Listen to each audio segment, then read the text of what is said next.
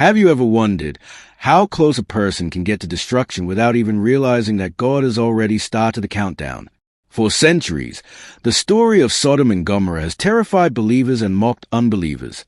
But behind the flames, behind the smoke, behind the ashes, lies a warning so sharp, so piercing, that even today, thousands of years later, it still cuts straight into the heart.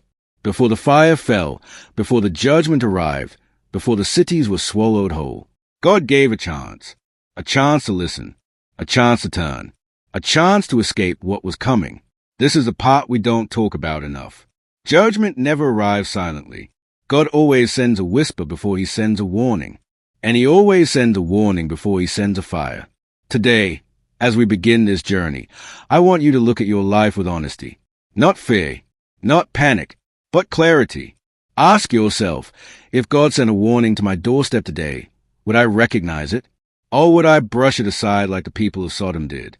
Because the truth is simple. Some disasters don't come suddenly. We walk toward them. Let's step into the setting. Two cities standing proudly on the fertile plains near the Dead Sea, Sodom and Gomorrah. From a distance, they looked blessed, prosperous, alive. But spiritually, they were already dying.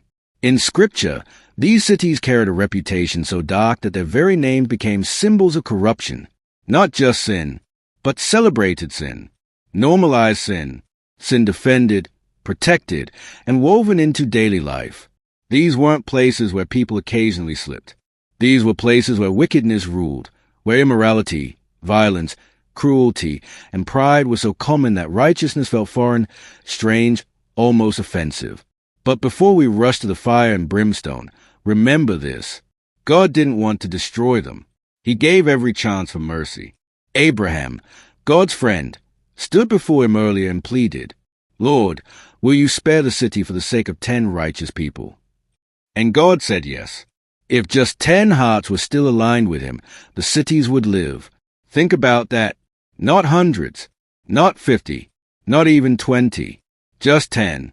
And yet, there were not even 10. Which brings us to the question that sits at the center of this entire story. What happens when an entire society turns its back on righteousness?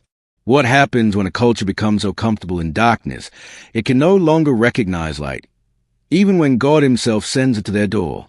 This chapter sets the stage for everything that is about to unfold.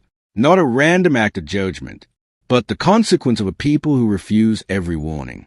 Until warning no longer made sense. Evening settles over Sodom, quiet, deceptive, almost peaceful. But beneath the calm